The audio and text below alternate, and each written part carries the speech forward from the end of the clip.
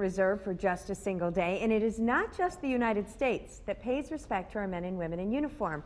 Fox 11's Mark Leland joins us this morning with more on a local event tomorrow with an international connection to our troops. Good morning, Mark. Good morning to you. You know, that special event we're talking about is at the Meyer Theater in Green Bay, and it'll salute our veterans, particularly those from World War II. It's called Sharing an American Story, and it's all thanks to a special connection between those U.S. troops and the city that they helped to liberate in the Czech Republic back in 1945.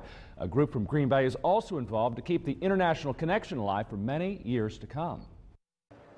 Residents in the Czech Republic city of Pilsen continue to give credit to the American soldiers who helped to liberate their city at the end of World War II. Thank you for liberating this town.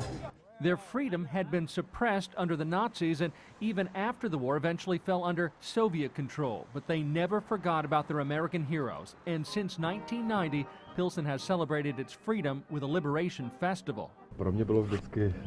It's deepening our cooperation and friendship between the U.S. and the Czech Republic, and also building on those good ties and those foundations, creating good ties and creating a sense of oneness between the two nations. Pilsen Mayor Martin Baxa is among several invited guests in Green Bay this week to take part in a special event at the Meyer Theater. Sharing an American Story not only salutes our armed forces, but will also feature a Fox 11 documentary about this year's Liberation Festival back in May. When you listen to the people who continue to remember our soldiers and our America and our sacrifices, how could we not be touched by that? Because it's not like that in every other part of the world. And they haven't forgotten. It's almost 70 years, Mark, since the liberation, and they haven't forgotten.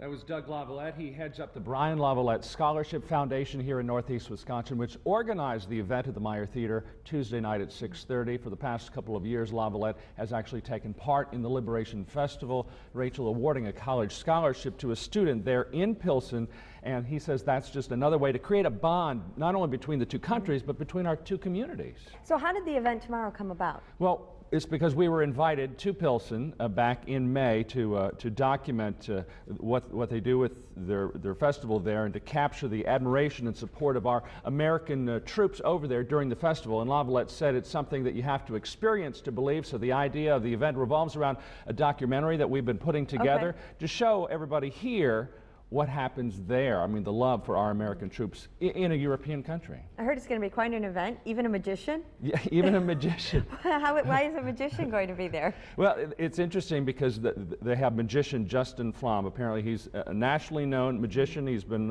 all around the world, in fact, and he is going to perform a special trick to entertain the crowds that will salute the veterans for Veterans Day this week, you know, to have that celebration there. So the whole crowd will be participating in that. I mean, he'll put on a show, but it's an evening of entertainment, saluting and remembering our troops. Fantastic. So we can still get tickets? You can still get tickets, limited tickets available through TicketStar. Okay, and if we can't go, can we see the documentary? You can see the documentary. We're putting that together. It's going to premiere during the event at the Meyer Theater, but Wednesday at 5:30 right here on Fox 11, the documentary will air, and we'll have it at other times. And you can also get it online at fox11online.com starting Wednesday. We'll be watching. All right. Thanks, Mark. Sure. And you're watching Good Day Wisconsin. We'll be right back.